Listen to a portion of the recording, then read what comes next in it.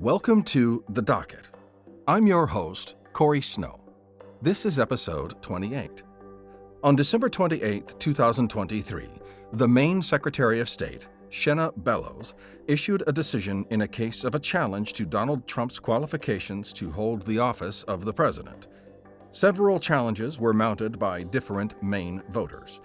The Secretary of State determined that Donald Trump did engage in insurrection under the 14th Amendment to the U.S. Constitution and therefore was not qualified to hold the office of the presidency, and therefore that his statement that he was qualified was false, meaning Trump would be barred from the Maine Presidential primary for the 2024 election.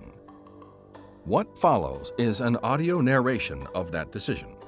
Please note that most citations are omitted or simplified for the sake of listenability.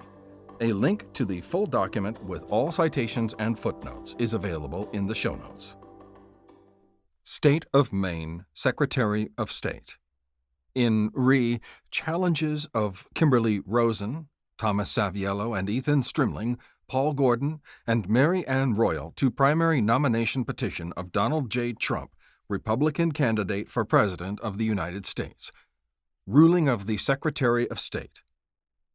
On December 15, 2023, I held a hearing under Maine statute on 3 challenges to the nomination petition of Donald J. Trump for the Republican primary for President of the United States. The first 2 challenges, one filed by Mary Ann Royal, the Royal Challenge, and one, the Rosen Challenge, filed by Kimberly Rosen, Thomas Saviello, and Ethan Strimling, the Rosen Challengers, contest Mr. Trump's qualification for office under Section 3 of the 14th Amendment to the U.S. Constitution. The third challenge, filed by Paul Gordon, the Gordon Challenge, contests Mr. Trump's qualifications under the 22nd Amendment. For the reasons set forth below, I conclude that Mr. Trump's primary petition is invalid. Specifically, I find that the declaration on his candidate consent form is false because he is not qualified to hold the office of the President under Section 3 of the 14th Amendment. Procedural history. The Secretary of State's office received 3 challenges to the nomination petition of Donald J. Trump, each filed under Maine statute. The deadline for filing those challenges was 5:00 p.m. on Friday, December 8, 2023. Each challenge was timely. In the first challenge, Mary Ann Royal, a registered voter of Winterport, alleged that Mr. Trump violated his oath of office because he engaged in insurrection or rebellion against the United States or has given aid or comfort to the enemies thereof. While Ms. Royal did not explicitly identify Section 3 of the 14th Amendment as the basis of her challenge, it clearly underpins the disqualification argument she set forth. In the second challenge, attorney Paul Gordon, a registered voter of Portland, argued that because Mr. Trump has expressly stated that he won the 2020 election, he is barred from office under the 22nd Amendment to the U.S. Constitution, which sets a 2-term limit on presidents. In the third challenge, Kimberly Rosen, a registered voter of Bucksport and former Republican state senator, Thomas Saviello, a registered voter of Wilton and former Republican state senator, and Ethan Strimling, a registered voter of Portland and former Democratic state senator, collectively contended that Mr. Trump is barred from office because he engaged in insurrection as defined by Section 3 of the 14th Amendment. On Monday, December 11, 2023, I issued a notice of hearing to all parties, indicating that a consolidated hearing would be held at 10:00 a.m. on December 15, 2023, in Augusta. The notice informed the parties that the hearing would be conducted in accordance with Maine statute and the Maine Administrative Procedure Act, APA. The parties exchanged exhibit and witness lists during the afternoon of December 13, 2023, and the Secretary of State's office received timely applications to intervene from the Citizens for Responsibility and Ethics in Washington, CREW, John Fitzgerald of Sedgwick, State Representative Mike Sobolewski, Professor Mark A. Graber, and Michael Lake of Belgrade. At the start of the hearing, I denied the intervention petitions of Mr. Fitzgerald and Mr. Lake because they were not present for the hearing. However, without objection from the parties, I ultimately accepted their submissions as amicus briefs. I also granted, without timely objection, the intervention and requests of Crew and Representative Sobolewski, who were present for the hearing, and the intervention request of Professor Graber, who intervened solely for the purpose of submitting an amicus brief. At the start of the hearing, I noted for the parties that the following were already part of the administrative record. Mr. Trump's original petition. Mr. Trump's candidate consent form, dated October 20, 2023. The challenge of Mary Ann Royal, dated December 6, 2023. The challenge of Paul Gordon, dated December 8, 2023. The challenge of Kimberly Rosen, Thomas Saviello, and Ethan Strimling, dated December 8, 2023. The notice of hearing sent by email and U.S. mail to the challengers and the candidate, dated December 11, 2023. Without objection from the parties, I admitted the Rosen challengers' first 5 exhibits. They consist of Mr. Trump's signed consent form, identical to Mr. Trump's first and only exhibit, the Rosen challenge, and voter registration records for each Rosen challenger. I provisionally admitted the Rosen challengers' remaining exhibits 6 through 112, at the hearing pending resolution of any objections. I also provisionally admitted Attorney Gordon's 3 exhibits, all articles pertaining to Mr. Trump's claims regarding the 2020 election, as well as Representative Sobolewski's single exhibit, a YouTube video concerning Mr. Trump's role in the events of January 6, 2021. At the hearing, Ms. Royal and Attorney Gordon testified under oath. The Rosen challengers called one witness, Professor Gerard M. Magliocca, a law professor at the Indiana University School of Law. Mr. Trump called no witnesses. I also heard argument on the scope of my authority under state and federal law. Without objection of the parties, I set a deadline of 5:00 p.m. on Monday, December 18th, for articulation and briefing of objections to any provisionally admitted exhibits, and I therefore held the hearing record open. Mr. Trump timely filed a brief articulating objections, and the Rosen challengers timely responded by the deadline I set at the hearing, 5:00 p.m. on Tuesday, December 19th. No other party filed objections. I likewise permitted the parties to submit final legal briefs regarding the merits of the challenges by Tuesday, December 19th at 5:00 p.m.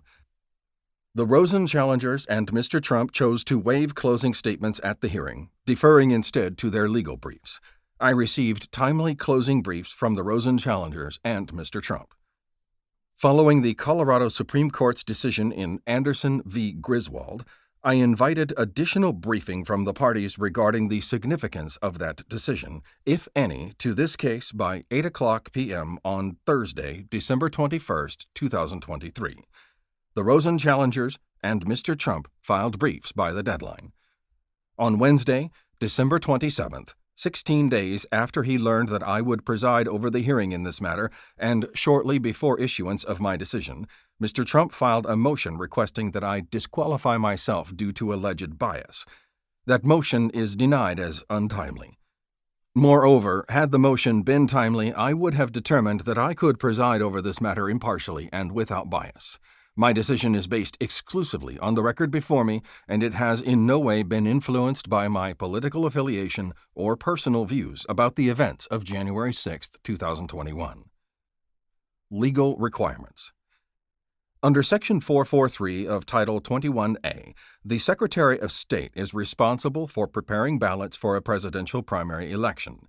The Secretary must, quote, determine if a petition meets the requirements of, end quote, as relevant here, Section 336 of Title 21A, subject to challenge and appeal under Section 337. Section 336 requires that a candidate consent form be filed with the primary petition or at any earlier time during which signatures may be collected. That form, which is prepared by the Secretary of State, quote, must include a list of the statutory and constitutional requirements of the office sought by the candidate, end quote. The submitted form must also contain a, quote, declaration of the candidate's place of residence and party designation, and a statement that the candidate meets the qualification of the office the candidate seeks, which the candidate must verify by oath or affirmation that the declaration is true, end quote. Quote, If pursuant to the challenge procedures in Section 337, any part of the declaration is found to be false by the Secretary of State, the consent and the primary petition are void." End quote. To prevail on a challenge to a candidate's nomination petition, quote, "The challenger has the burden of providing sufficient evidence to invalidate the petitions or any names upon the petitions." End quote. Findings of fact and conclusions of law. I have reviewed the exhibits submitted in this case. I have also carefully considered the arguments proffered by the parties.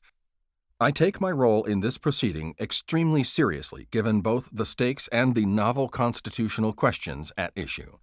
For the reasons that follow, I conclude that Mr. Trump's primary petition is invalid. A. Most of the evidence submitted by the Rosen challengers and objected to by Mr. Trump is admissible under Maine statute. Title V, Section 9057, sets forth the governing standard for admissibility of evidence in Section 337 proceedings. It is more permissive than the Maine rules of evidence and directs that, quote, "Evidence shall be admitted if it is the kind of evidence upon which reasonable persons are accustomed to rely in the conduct of serious affairs." End quote. I may, though by no means must, quote, "exclude irrelevant or unduly repetitious evidence." End quote. This relaxed evidentiary standard, State v. Renfro, 2017, affords me substantial latitude to decide what evidence to admit, though it generally favors admissibility. Mr. Trump first makes a blanket objection on due process grounds to the fact that he was unable to review the Rosen challengers' exhibits before the hearing. As discussed on the record, due to a technical difficulty suffered by the Rosen challengers, a Dropbox link provided to the parties before the hearing and containing many of the Rosen exhibits was inoperative. With assistance from my office, copies of the evidence were provided to counsel during the hearing. This delay does not amount to a due process violation. There is no requirement under the APA that evidence be shared prior to an administrative hearing. The APA mandates that parties be permitted to, quote, "present evidence and arguments on all issues and at any hearing to call and examine witnesses and to make oral cross-examination of any person present and testifying." End quote. Mr. Trump was afforded those opportunities at the hearing. Further, at my instruction, the Rosen challengers circulated an exhibit list before 5:00 p.m. on Wednesday, December 13th, that identified Rosen Exhibits 1 through 87. Additional exhibits that the Rosen challengers entered into evidence at the hearing were identified by intervenor Crew by email during the afternoon of Thursday, December 14th. Therefore, by early evening on December 14th, Mr. Trump was fully aware of all the exhibits that would be offered against him at the hearing. This was ample notice, in part because the majority of the evidence that the Rosen challengers offered at the hearing had already been presented and litigated in Anderson v. Griswold. Scott Gessler, Mr. Trump's lead counsel here, is lead counsel for Mr. Trump in that case, too. See generally Anderson, 2023. I also afforded all parties 3 additional days after the hearings to organize and file their objections to any exhibits, minimizing any disadvantage that may have resulted from the delay in the exhibits being shared. Mr. Trump's due process objection to the Rosen challengers' exhibits is therefore overruled. The notice that the Rosen challengers provided stands in stark contrast to how Mr. Trump has handled 25 exhibits, never before referenced in this proceeding, that he cites in footnotes to his evidentiary objections brief. Mr. Trump has not requested that I enter these exhibits into evidence, nor would it be fair to do so over an objection 3 days after the hearing. Mr. Trump submitted an exhibit list prior to the hearing containing only 1 exhibit, and he could have supplemented the record with additional exhibits at the hearing. He chose not to do so, and I accordingly sustain the objection of the Rosen challengers as articulated in their response brief to those exhibits. They will not be admitted. Mr. Trump also makes a blanket challenge to the relevance of the Rosen challengers' evidence, claiming that none pertains to the truth or falsity of Mr. Trump's declaration under Section 336. As discussed further below, I conclude that the evidence is relevant. I accordingly overrule the objection. The meat of Mr. Trump's objection brief is focused on the Rosen Challengers Exhibit 7, the final report of the Select Committee to investigate the January 6th attack on the United States Capitol, the January 6th report. Mr. Trump's objections to the admissibility of the report are overruled. As an initial matter, Mr. Trump's objections hinge largely on rules of evidence that do not govern this proceeding. The fact that a report includes hearsay, contains irrelevant facts, or lacks foundation does not automatically render it inadmissible under the APA. Rather, the central question is whether, under Section 9057, it is the type of evidence on which reasonable persons are accustomed to rely in serious affairs. I rule that the January 6th report meets this standard. Under the federal rules of evidence, government investigative reports, including reports of Congress, are presumed admissible, with the party challenging admissibility bearing the burden of showing the report is untrustworthy. See Beech Aircraft Corporation v. Rainey, 1988. Berry v. Trustees of International Association Full-Time Salaried Officers and Employees of Outside Local Unions and District Councils, Iron Workers, Pension Plan, D.C. 2006. Trustworthiness is assessed according to a non-exhaustive list of 4 factors. Quote, 1.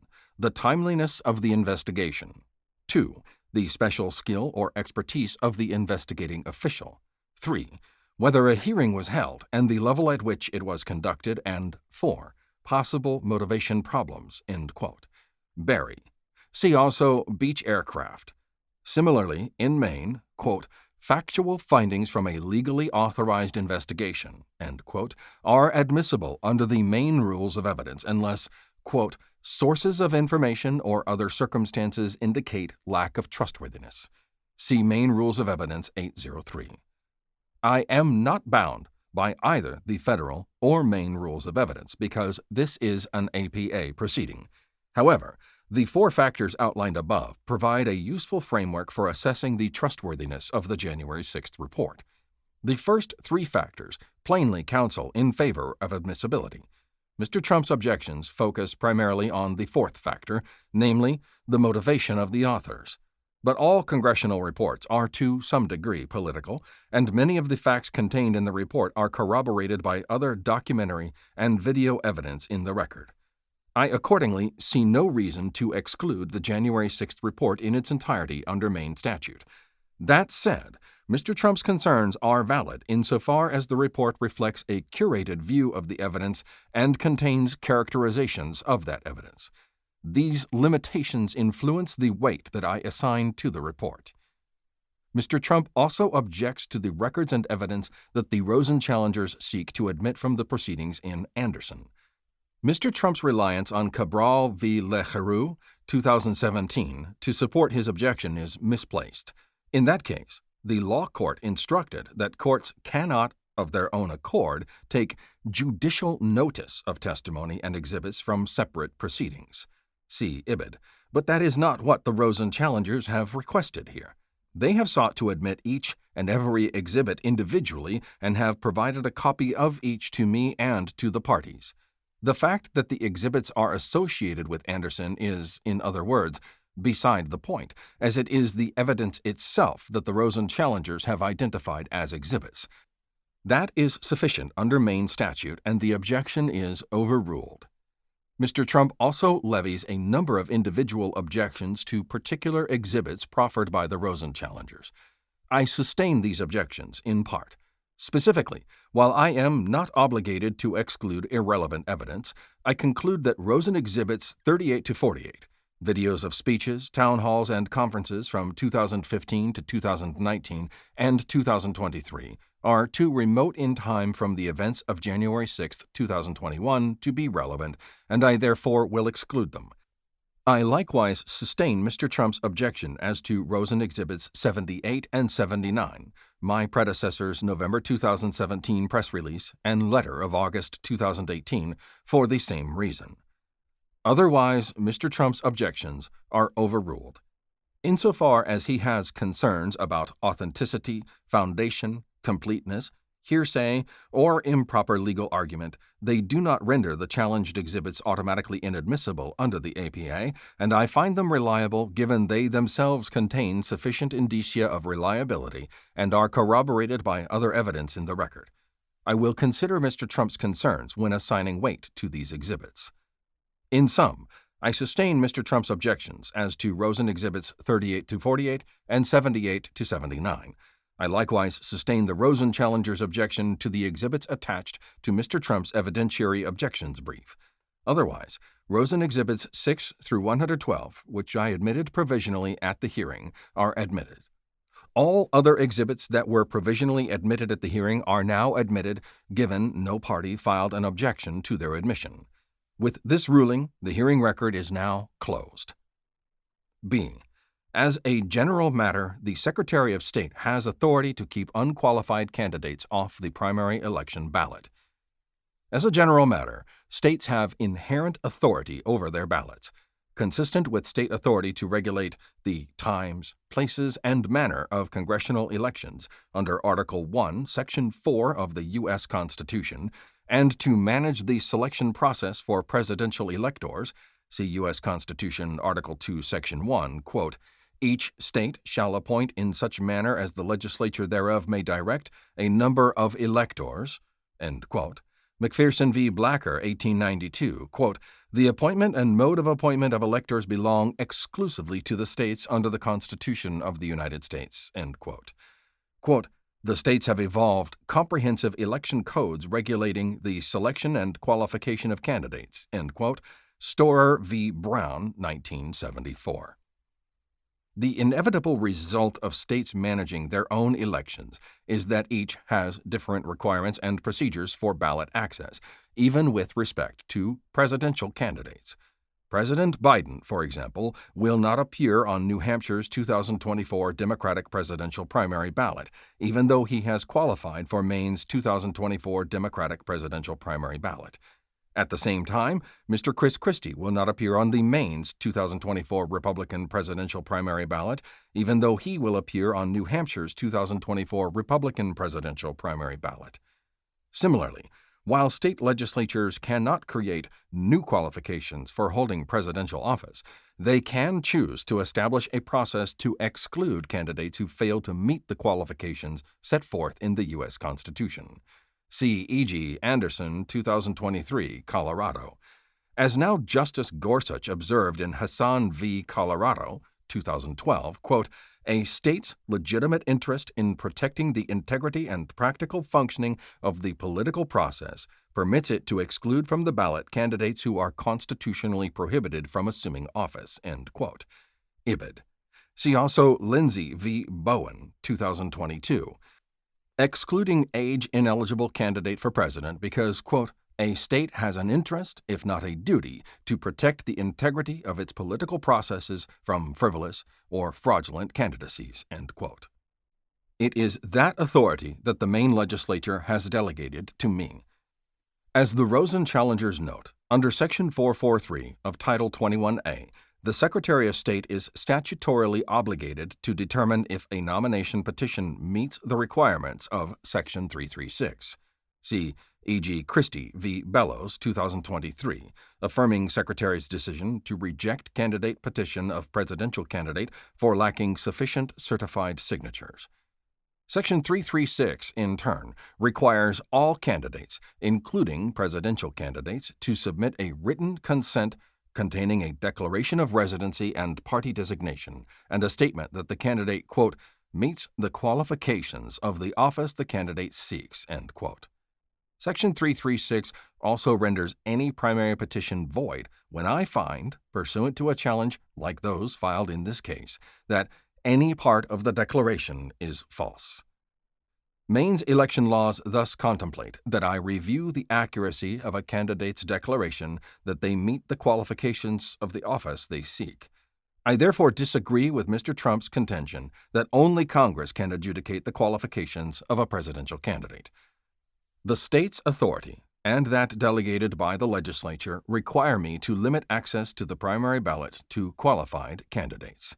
See E.G. Christie. Kerry v. Secretary of State, 2022. affirming decision to exclude candidate for district attorney from primary ballot because, quote, Maine election law required that the candidate certify that he was qualified to serve as a district attorney, end quote, but he failed to so certify because, by statute, he was not qualified. Two further aspects of my authority to exclude unqualified candidates from the primary ballot warrant mention. First, that authority is not limited to the specific requirements set forth on a given year's candidate consent form. While Section 336 requires that the consent form list the statutory and constitutional requirements of the office sought by the candidate, the declaration refers not to the form, but to the qualifications. The candidate must, quote, verify by oath or affirmation, end quote, that they, quote, meet the qualifications of the office the candidate seeks, end quote. The statute reflects that the legislature's principal concern was not whether a candidate is truthful on the form, but more fundamentally whether the candidate is qualified for office. For this reason, the declaration on the 2024 consent form, which asks candidates to confirm that they meet the qualifications to hold this office as listed above, is not, as Mr. Trump claims, limited to the qualifications listed on that form.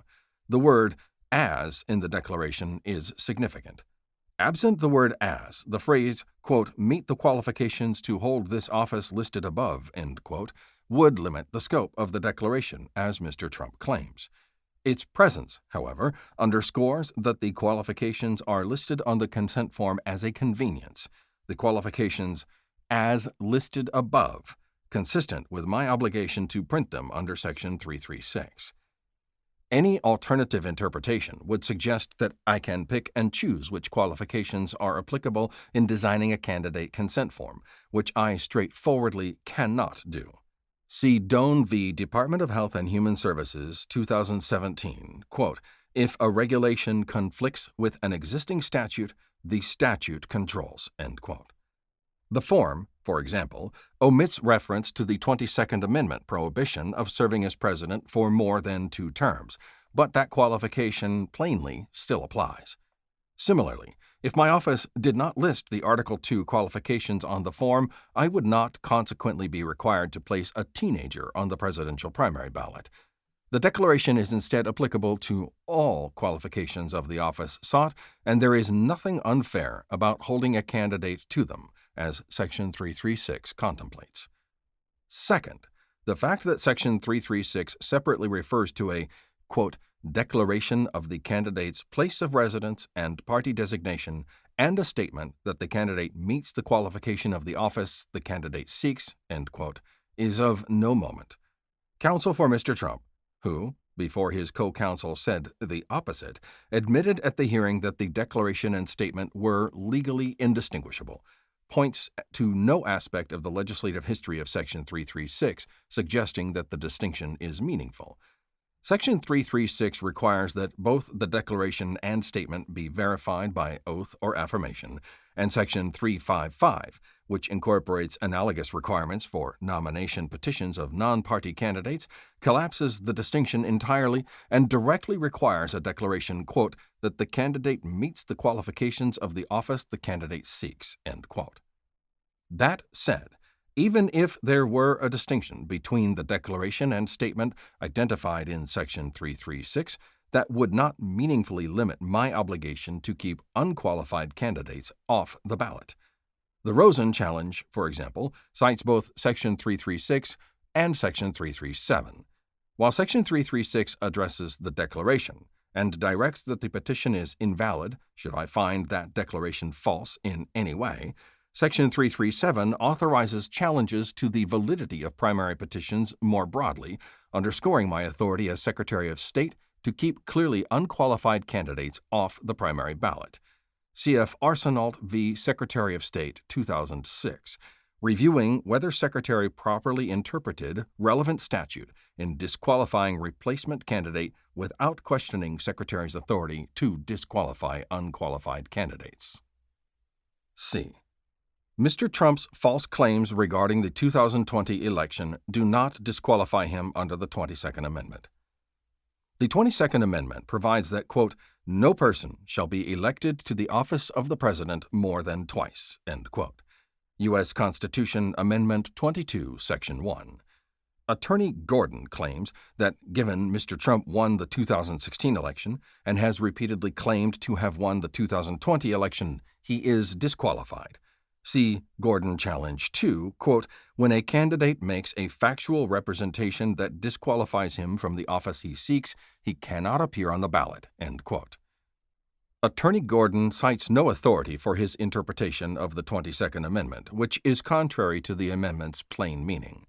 Application of the term limit turns on whether an individual has actually been elected president twice, not on beliefs or assertions about that fact. C.F. Nader v. Butts, 1975, quote, having been elected to the presidency twice, Richard Nixon is precluded from serving again, end quote.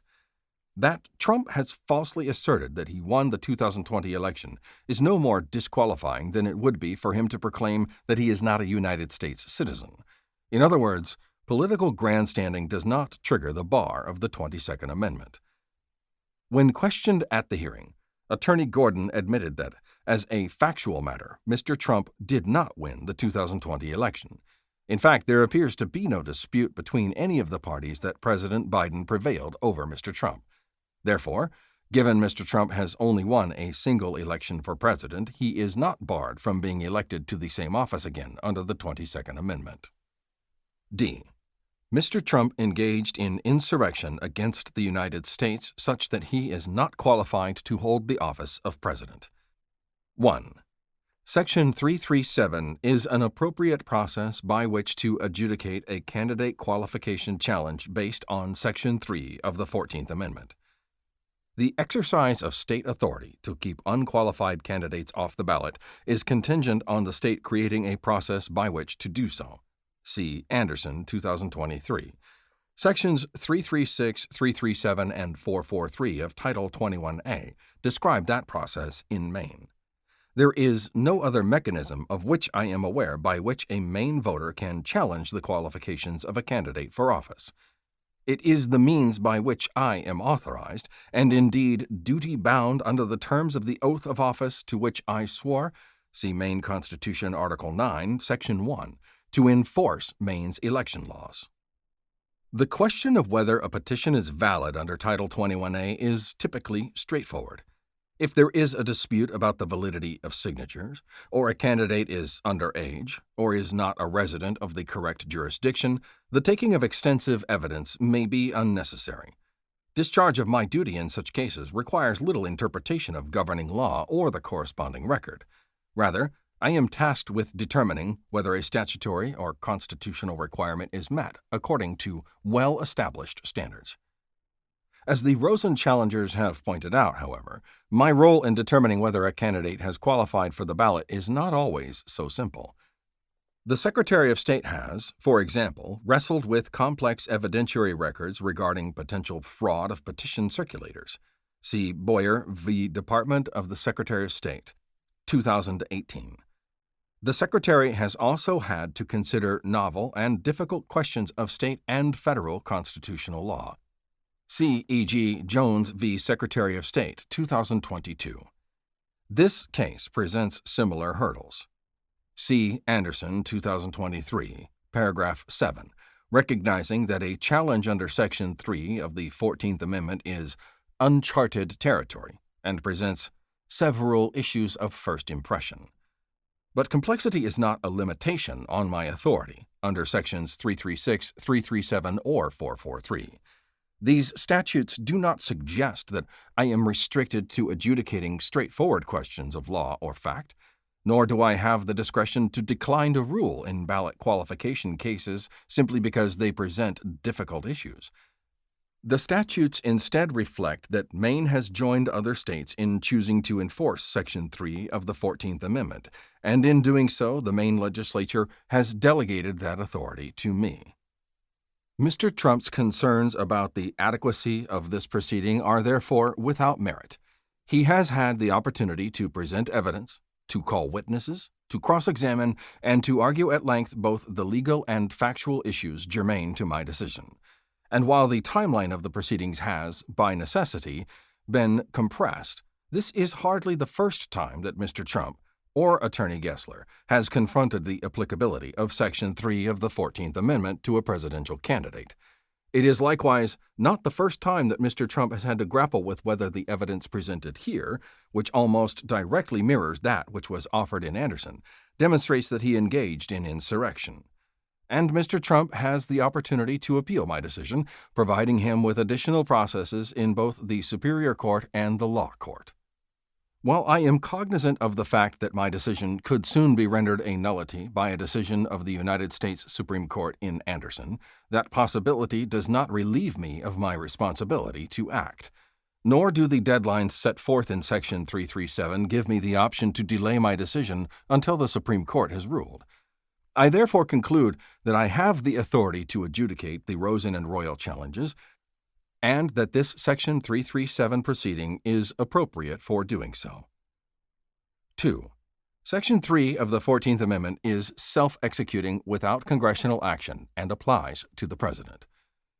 Section 3 of the 14th Amendment, ratified in 1868, provides, in relevant part, that no person shall be a senator or representative in Congress or elector of President and Vice President or hold any office, civil or military, under the United States, who, having previously taken an oath as a member of Congress or as an officer of the United States to support the Constitution of the United States, shall have engaged in insurrection or rebellion against the same, or given aid or comfort to the enemies thereof. But Congress may by a vote of 2/3 of each House remove such disability. United States Constitution, Amendment 14, Section 3. As a threshold matter, the fact that Section 3 refers to holding office rather than running for office is not noteworthy. Article 2's qualifications do not refer to running for office either, but rather are phrased in terms of eligibility to the office. See United States Constitution, Article 2, Section 1, Clause 5. My obligation, here triggered by the Rosen and Royal challenges, is to keep candidates unqualified to take office from Maine's presidential primary ballot. Turning then to the principal question of whether Section 3 of the 14th Amendment applies to candidates for president, I conclude that it does, for the following reasons. First, no congressional action is necessary to render effective the qualifications set forth in Section 3. The Supreme Court has described the 14th Amendment as undoubtedly self-executing without any ancillary legislation so far as its terms are applicable to any existing set of circumstances. Contemporary evidence suggests the same is true specifically of Section 3. Both the military and states themselves, for example, began enforcing Section 3 soon after adoption without any congressional authorization. Congress also began granting amnesties pursuant to its ability to remove the disability imposed by Section 3, which only would be necessary if Section 3 had taken effect. I recognize that Section 5 of the 14th Amendment provides that, quote, the Congress shall have the power to enforce by appropriate legislation the provisions of this article, end quote. U.S. Constitution Amendment 14, Section 5. But that does not mean that action pursuant to Section 5 is a prerequisite to the substantive provisions of the 14th Amendment having any legal force. Indeed, champions of the Section 3 enforcement mechanism that Congress briefly authorized questioned whether it was necessary at all. It stands to reason that, like Section 1 of the 14th Amendment, which the Supreme Court has recognized is self-executing, the 13th Amendment, which also contains an enforcement provision and is self-executing, see the United States Constitution Amendment 13, see the civil rights cases, and the qualifications of Article 2, which are not contingent on enforcement legislation, Section 3 requires no congressional action in order to become effective. On this point, I find Griffin's case to be unpersuasive. It is not binding in Maine, does not assess whether states can enforce Section 3 without congressional authorization, and has been discredited. Second, the presidency is covered by Section 3. It is an quote, office, civil or military, under the United States, end quote, and the President is an, quote, officer of the United States, end quote. United States Constitution, Amendment 14, Section 3. The U.S. Constitution repeatedly refers to the Presidency as an office. See United States Constitution, Article 1, Section 3, Article 2, Section 1, 4, U.S. Constitution Amendments 12, 22, 25. See also Anderson, 2023, noting Constitution refers to the Presidency as an office 25 times. At first blush, it would seem odd to interpret the text of Section 3 to incorporate the President through a catch-all provision that follows the enumeration of senators, representatives, and presidential and vice presidential electors. But none of those enumerated positions are offices under the Constitution. The Constitution does not refer to senators and representatives as such. And electors are, quote, no more officers or agents of the United States than are the people of the states when acting as electors of representatives in Congress, end quote. Fitzgerald v. Green, 1890. The history of Section 3 firmly supports the idea that it covers the presidency. Professor Maglioka testified that members of Congress believed the presidency to constitute an office when debating the language of Section 3, as did contemporaries outside of Congress, including those who sought to keep Jefferson Davis from the presidency. Mr. Trump cites an early draft of Section 3 that referred to the office of President or Vice President, Congressional Globe, 39th Congress, First Session, 9/19/1866, as evidence that the adopted language was not intended to be as expansive. But the Rosen challengers persuasively argue that 1. The early draft confirms that the drafters both intended the presidency to be covered by Section 3 and considered the presidency an office, and 2. The adopted language of Section 3 contains a much broader catch-all than that which was included in the draft Mr. Trump cites, suggesting it was broadened to incorporate the office of the presidency. This makes good sense. It is implausible that the drafters of Section 3 chose to exempt the highest office in our government from an amendment designed to keep Confederates from positions of power. See Congressional Globe, 39th Congress, First Session, 2505, 1866. Drafter of Section 3 noting that his proposal would ensure, quote, the loyal alone shall rule the country which they alone have saved, end quote, and that traitors would be, quote, cut off from all political power in the nation, end quote. The uniqueness of the President's oath does not change the calculus either. While the Article 2 oath requires the President to, quote, preserve, protect, and defend the Constitution, end quote, United States Constitution, Article 2, Section 8, which is technically different than Article 6's command that officers take an oath to support this Constitution, that is a distinction without a difference. To preserve, protect, and defend the Constitution is necessarily to support it. In sum, the text, history, and context of Section 3 of the 14th Amendment make clear that it covers the President and that it is a qualification enforceable by the states. 3. The record demonstrates that the events of January 6, 2021 were an insurrection. The parties do not meaningfully dispute the events of January 6, 2021. Multiple government reports that the Rosen challengers entered into evidence confirm that a large group of people violently attacked the Capitol with the intent of preventing the certification of the presidential election. This resulted in a lockdown of the Capitol complex, an evacuation of the Vice President and congressional leaders, an interruption of official House and Senate proceedings, and multiple deaths and injuries. As described in a United States Government Accountability Report, over the course of about 7 hours, more than 2,000 protesters entered the U.S. Capitol on January 6th, disrupting the peaceful transfer of power and threatening the safety of the Vice President and members of Congress. The attack resulted in assaults on at least 174 police officers, including 114 Capitol Police and 60 D.C. Metropolitan Police Department officers. These events led to at least 7 deaths and caused about $2.7 billion in estimated costs. In making their case that the events of January 6, 2021 constitute an insurrection, the Rosen challengers rely heavily on the proceedings in and evidence from the Anderson case. Much of that evidence is in the record here, and I find the reasoning of the Colorado Supreme Court compelling. That said, even without the benefit of the Anderson decision, I have little trouble concluding that the events of January 6, 2021 were an insurrection within the meaning of Section 3 of the 14th Amendment.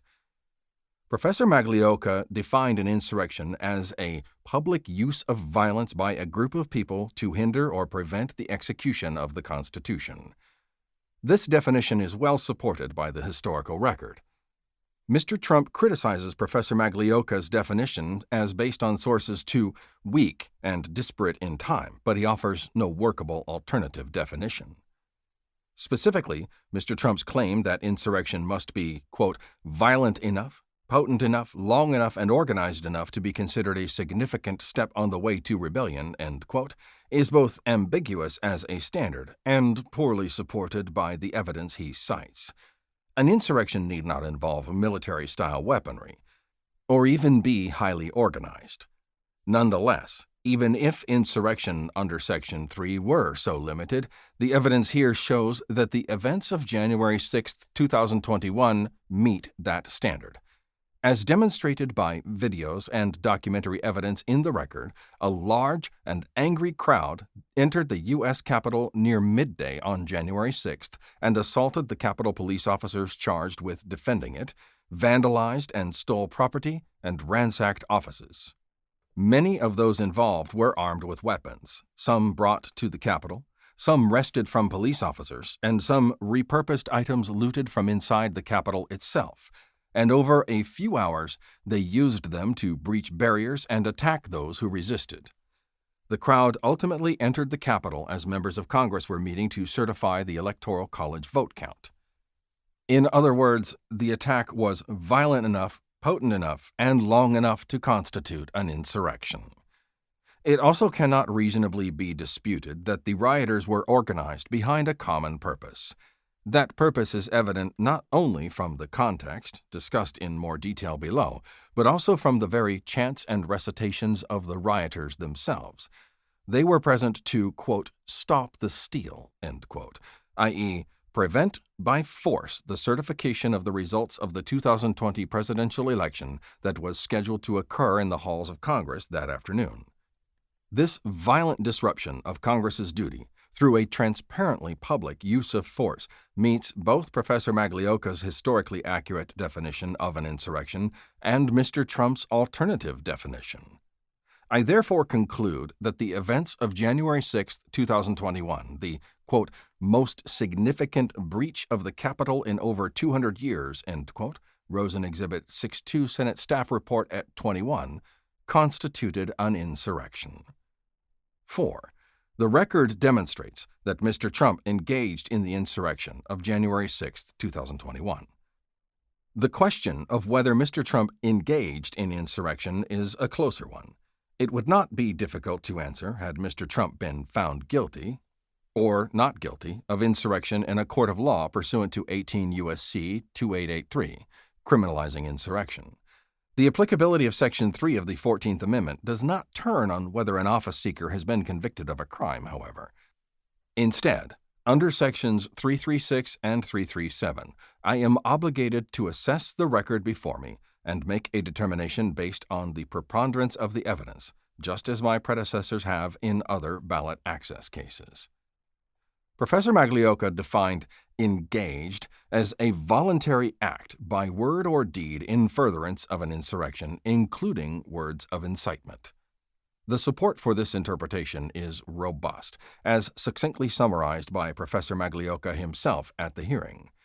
Contemporaneous decisions from Attorney General Stanbury suggest that engaging in insurrection did not require, quote, having actually levied war or taken arms, end quote, but rather was understood broadly to include official action, quote, in furtherance of the common unlawful purpose, end quote, or, quote, any overt act for the purpose of promoting the rebellion, end quote, including, quote, inciting others, end quote, to act accordingly, quote, by speech, or by writing, end quote.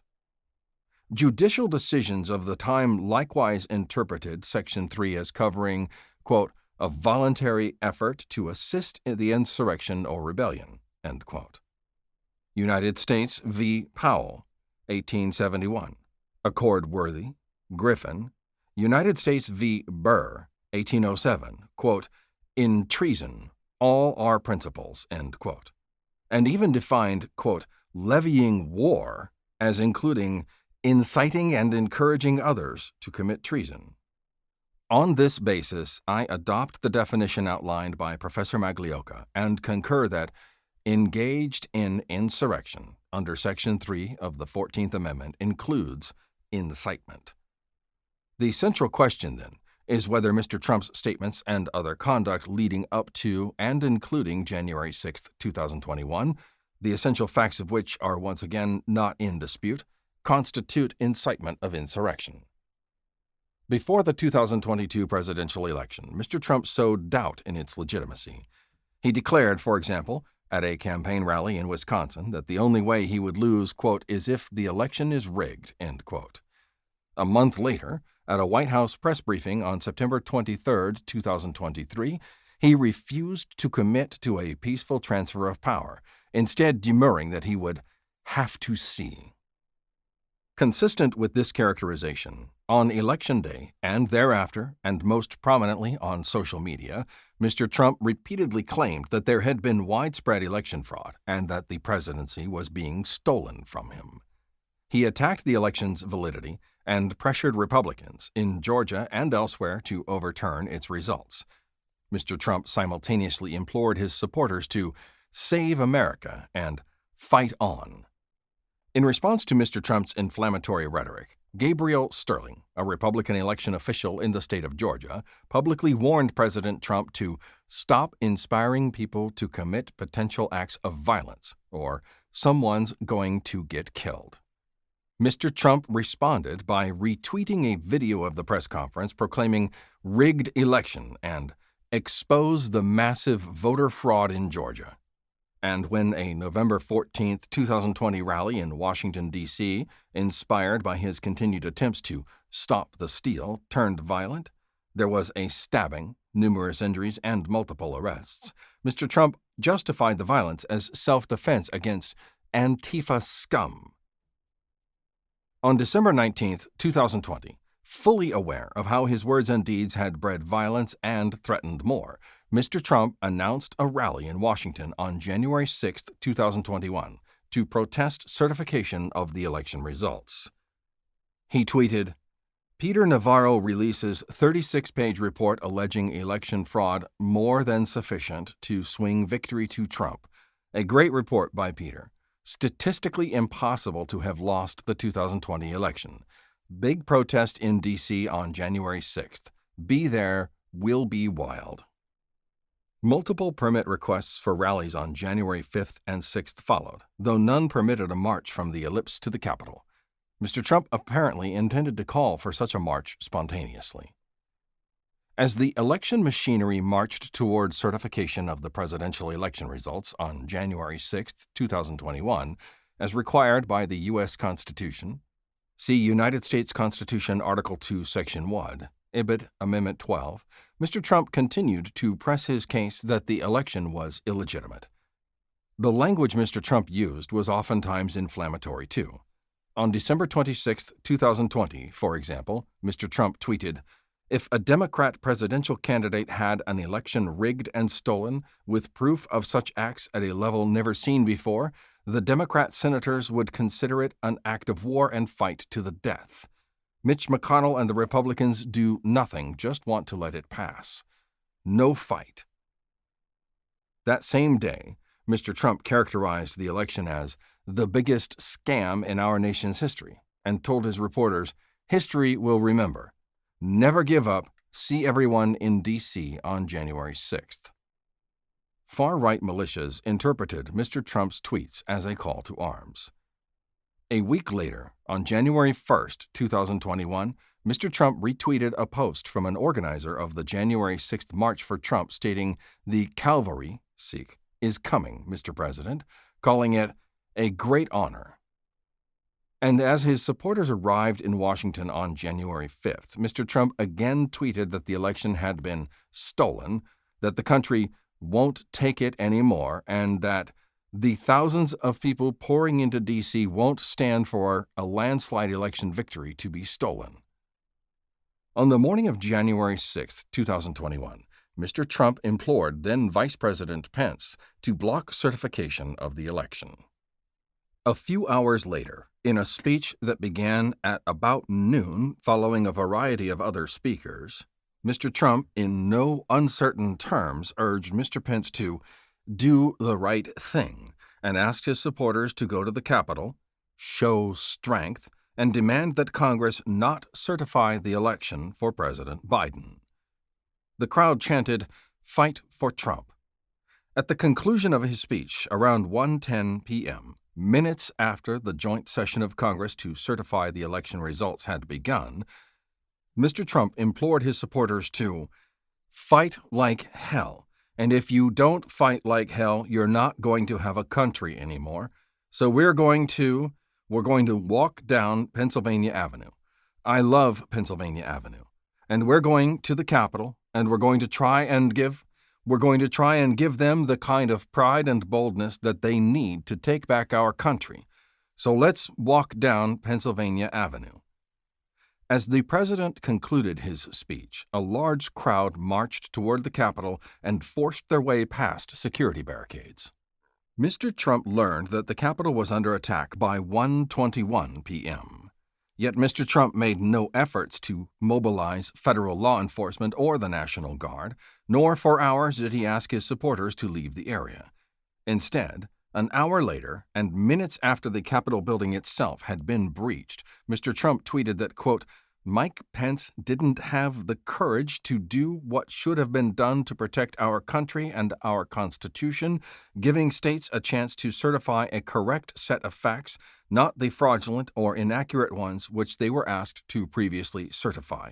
USA demands the truth, end quote. Thereafter, on social media, Mr. Trump asked those at the Capitol to support law enforcement and stay peaceful, but he neither denounced the violence nor intervened to stop it. Finally, at 4:17 p.m., Mr. Trump released a video telling the assembled rioters to go home, but rather than condemning them or their actions, he noted his sympathy, calling them very special.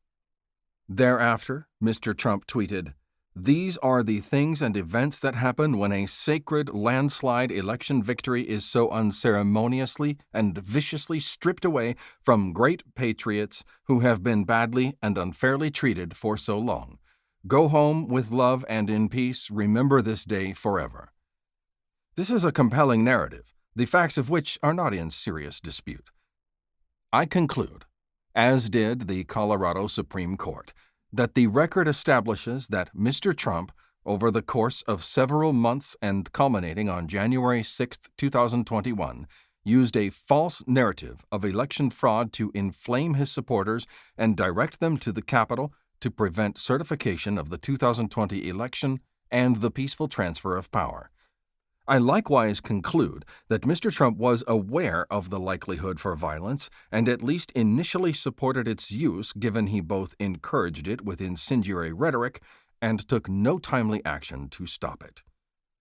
Mr. Trump's occasional requests that rioters be peaceful and support law enforcement do not immunize his actions. A brief call to obey the law does not erase conduct over the course of months, culminating in his speech on the ellipse. The weight of the evidence makes clear that Mr. Trump was aware of the tinder laid by his multi-month effort to delegitimize a Democratic election, and then chose to light a match.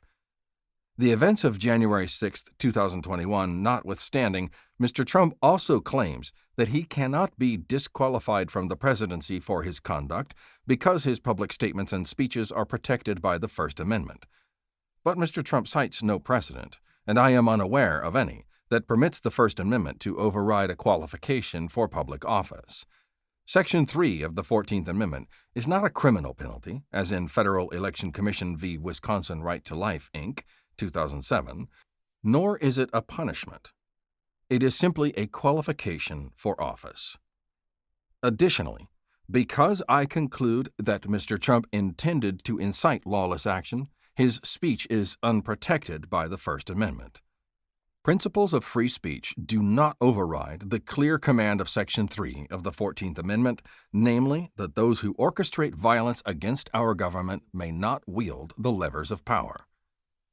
Conclusion. I do not reach this conclusion lightly. Democracy is sacred, and the highest court of this state has repeatedly recognized that, quote, no right is more precious in a free country than that of having a voice in the election of those who make the laws under which, as good citizens, we must live, end quote. Melanson v. Secretary of State, 2004, quoting Burdick v. Takushi, 1992. I am mindful that no Secretary of State has ever deprived a presidential candidate of ballot access based on Section 3 of the 14th Amendment. I am also mindful, however, that no presidential candidate has ever before engaged in insurrection. The oath I swore to uphold the Constitution comes first above all, and my duty under Maine's election laws, when presented with a Section 336 challenge, is to ensure that candidates who appear on the primary ballot are qualified for the office they seek. The events of January 6, 2021 were unprecedented and tragic. They were an attack not only upon the Capitol and government officials, but also an attack on the rule of law. The evidence here demonstrates that they occurred at the behest of and with the knowledge and support of the outgoing president. The U.S. Constitution does not tolerate an assault on the foundations of our government, and Section 336 requires me to act in response. I conclude that the Rosen and Royal challengers have met their burden under Maine statute. They have provided sufficient evidence to demonstrate the falsity of Mr. Trump's declaration that he meets the qualifications of the office of the presidency. Therefore, as required by Maine statute, I find that the primary petition of Mr. Trump is invalid. Given the compressed timeframe, the novel constitutional questions involved, the importance of this case, and impending ballot preparation deadlines, I will suspend the effect of my decision until the Superior Court rules on any appeal or the time to appeal under 21A, Section 337 has expired. Dated December 28, 2023, signed Shenna Bellows, Secretary of State. This concludes this episode of The Docket. I hope you enjoyed this episode. For updates on the docket, please visit docketpod.com or find us on Threads as DocketPod. If you found this useful or interesting, please consider subscribing to the docket and supporting my Patreon at patreon.com/docketpod. Thank you.